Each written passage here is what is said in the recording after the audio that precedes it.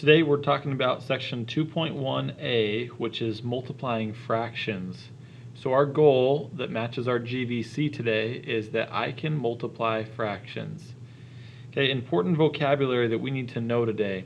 Okay, a fraction is a number that means part of a whole or part of a group. Okay, a fraction is a number that means part of a whole or part of a group. Okay, another important word that we need to know is what is the numerator? Well, the numerator is the number above the fraction bar that tells how many parts of a whole that you have. Okay, for example, in the fraction 1/2, okay, 1 is the numerator because it tells you how many parts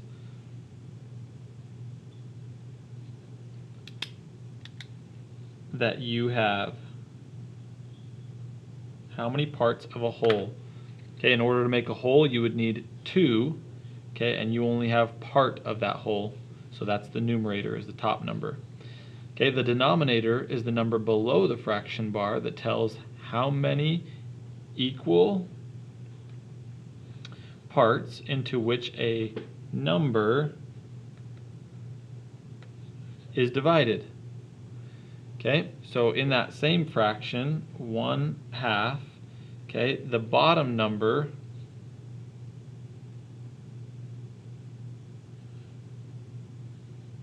is the denominator,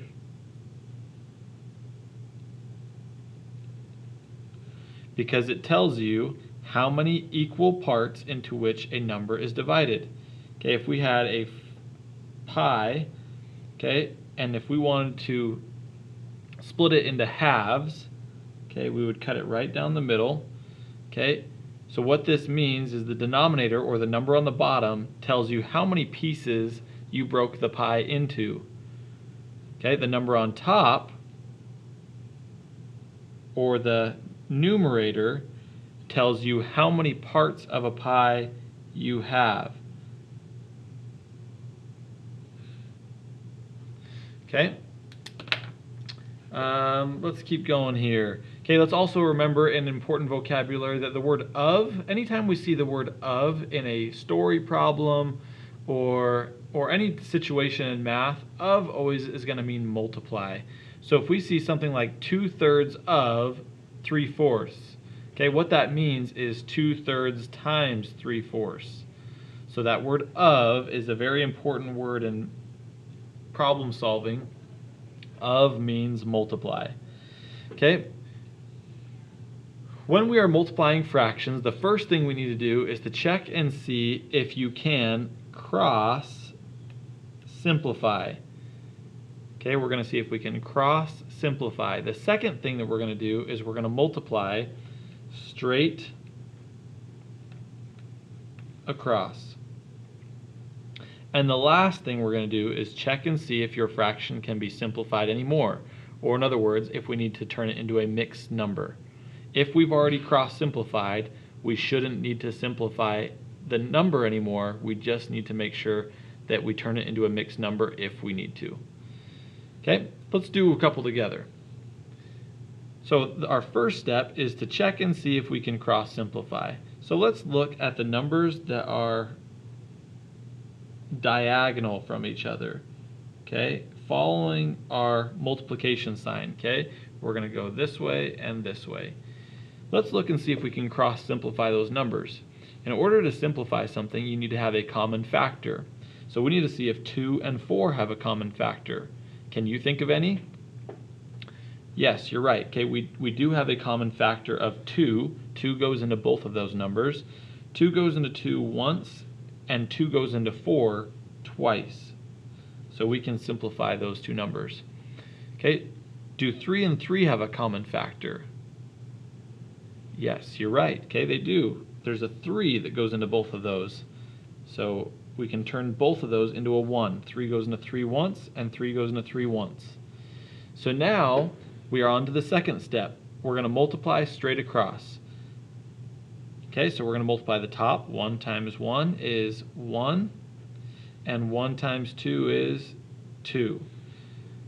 Last, check to see if your fraction can be simplified anymore. Well, we know that 1/2 is already simplified. We cannot turn it into a mixed number, so we're all done. That's our answer. Okay, the next one. First, we need to check and see if we can cross simplify. So let's look. Do 7 and 14 have any common factors? Yes, they do. 7 goes into both of those. 7 goes into 7 one time, and 7 goes into 14 twice.